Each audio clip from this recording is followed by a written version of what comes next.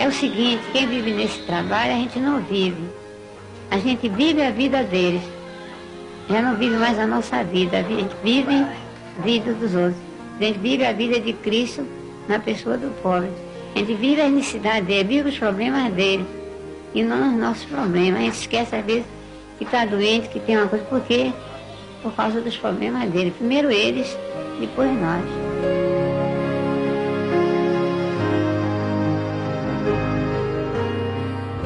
Maria Rita de Souza Brito Lopes, ou simplesmente Irmã Dulce, o anjo bom da Bahia.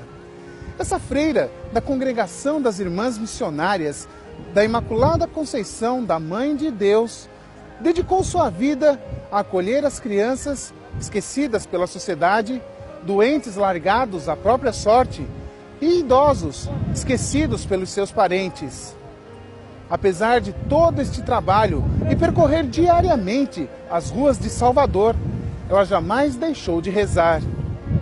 Devota incondicional de Nossa Senhora, tendo como grande amigo Santo Antônio e uma fé inabalável na divina providência, Irmã Dulce ganha agora a honra dos altares. Olha, Irmã Dulce para mim, eu acho que para o povo brasileiro, foi o meu exemplo de solidariedade e doação. Uma vez me perguntaram, Oswaldo, você que já estudou tanto a vida dela, de todas as virtudes cristãs, qual é que lhe mais chama a atenção? Claro, o amor, a fé, a caridade são patentes. Mas existe em Irmã Dulce uma virtude que eu acho impressionante, que é a perseverança. Foi a mulher mais obstinada que eu conheci, mas obstinada em nome do pobre. Para ela nada, tanto é verdade que não se encontrou nada dela. Mas para atender o mais pobre, o mais necessitado, ela era capaz de tudo. A Irmã Dulce foi uma pessoa que representou Jesus Cristo aqui na Terra, né? Uma pessoa que fez sempre o bem, que se encarnou, a imagem e semelhança de Jesus aqui na Terra. A fragilidade desta mulher de 1,40 m de altura era apenas aparente. Ela era dona de um raro exemplo de dedicação para com o próximo. Ela deu aos doentes muito mais do que um simples atendimento ambulatorial. Ela devolveu a dignidade de quem já não tinha mais esperança de vida. Irmã Dulce nasceu de uma família muito católica e piedosa. Com apenas 6 anos de idade, perdeu a mãe.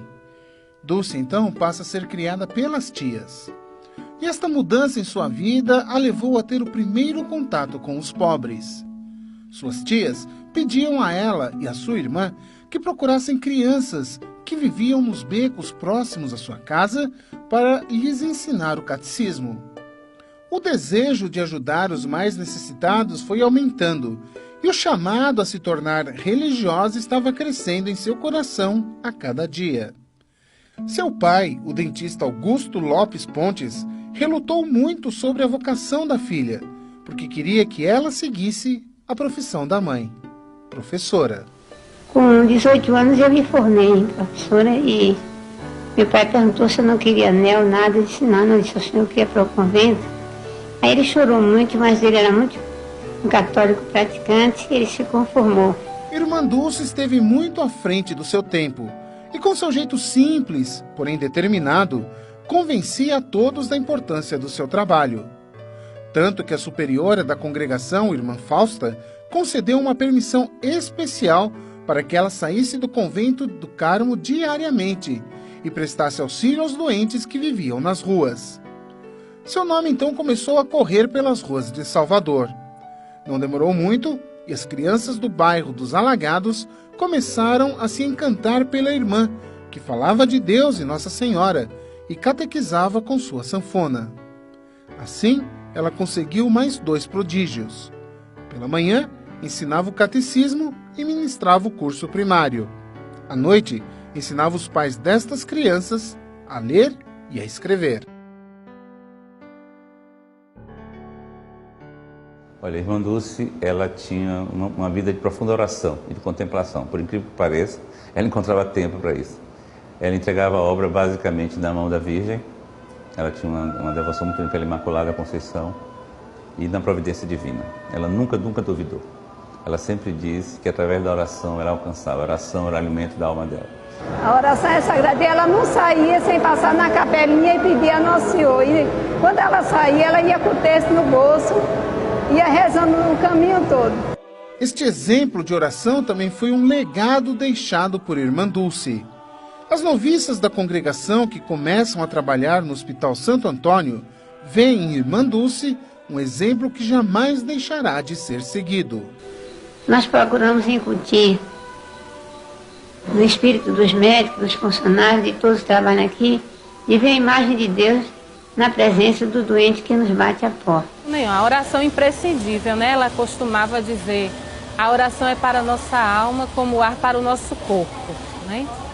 Então, ainda hoje eu comentava com os frades capuchinhos assim, a oração é de verdade a alma desta obra. E nós que somos religiosos, devemos lutar para que isso se mantenha, né? Porque foi assim que Irmã Dulce sempre acreditou. E a obra foi fundada pela fé de uma mulher, né? Vontade de Deus e pela fé dela. Então, a fé se sustenta com a oração. Irmã Dulce deixou um grande legado em sua evangelização. Ela costumava ensinar que a oração pode ser feita a qualquer momento e em qualquer situação. Como, por exemplo, enquanto estamos dormindo, quando oferecemos a nossa respiração em pedido de perdão aos nossos pecados. Era este ensinamento simples que costumava cativar crianças e adultos. Este fascínio das crianças por Irmã Dulce tinha uma explicação. A grande preocupação dela era dar amor e carinho para os pequenos, sentimentos que, na maioria dos casos, não se tinha em casa por conta de famílias desestruturadas. O que Irmã Dulce queria era transformar estas crianças somente pelo amor. Nós procuramos transformar essas crianças somente pelo amor. É fazer a criança nascer outra vez. Nós lá não usamos nenhum castigo, nem dizer que não puxar a mão de orelha, qualquer coisa, nada. A gente só procura levar esses meninos difíceis, tem meninos dificílimos. Tem crianças que se levam 6, 8 anos para recuperar uma criança dessa. Meninos já no início de marginalização. Então, para a gente consertar, para recuperar uma criança dessa, é um trabalho muito lento, que só muita fé em Deus e muito amor, muita paciência. Irmã Dulce foi muito mais do que uma simples religiosa que dedicou toda a sua vida em ajudar aos pobres. Graças à sua inabalável devoção a Nossa Senhora e a sua amizade com Santo Antônio, a sua obra cresceu e, além de atender aos necessitados, evangelizou milhares de baianos. Aqui é um milagre da providência divina, a gente vê o Deus de Deus aqui dentro. Mas por quê? Porque a gente recebe Deus na pessoa do pobre.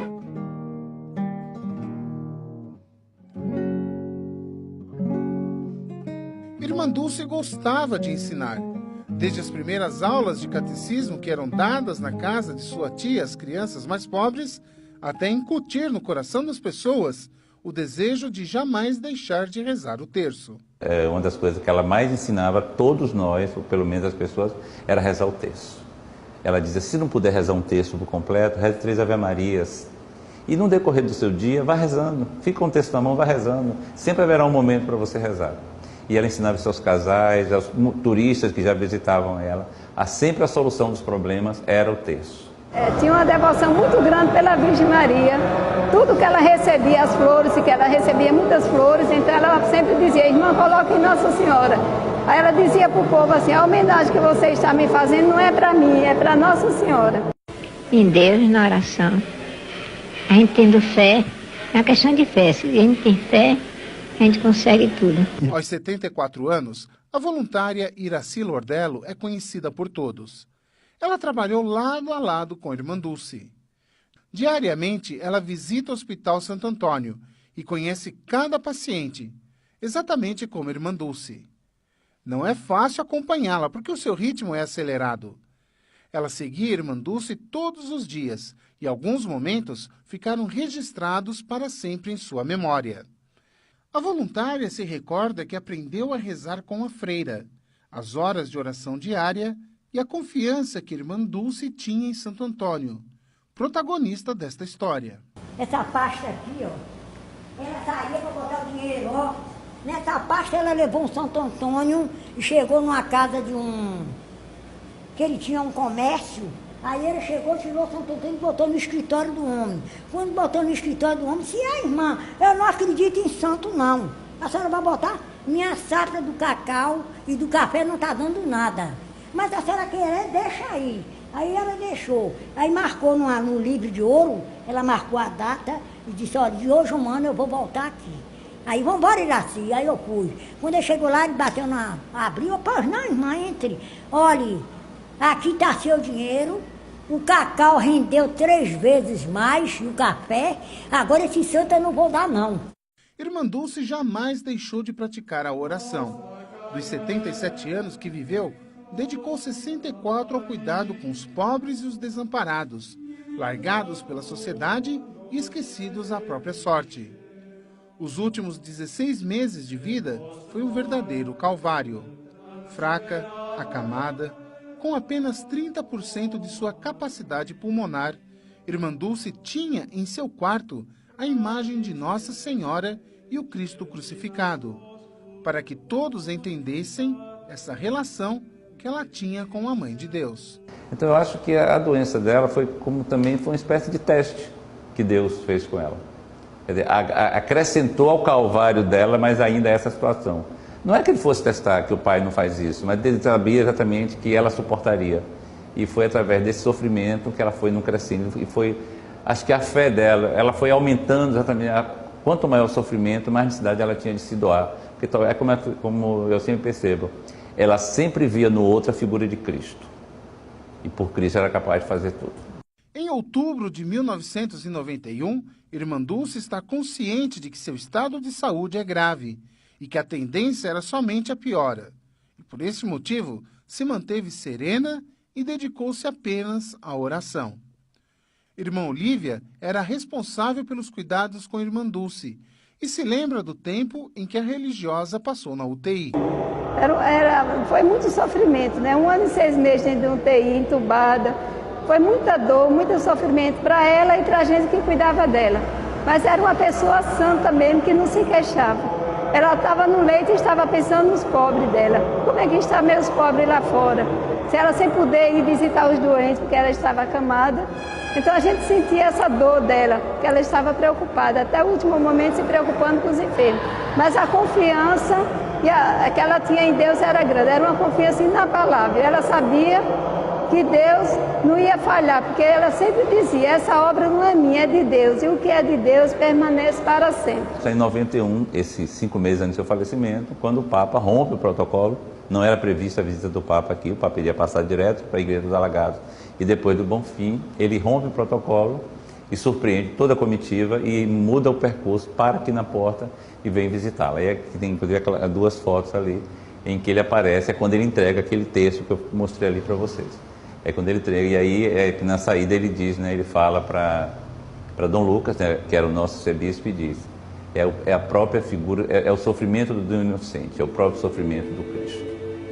Ele viu na figura de Irmã Dulce o próprio inocente que sofria, era o próprio Cristo que estava ali, personalizado.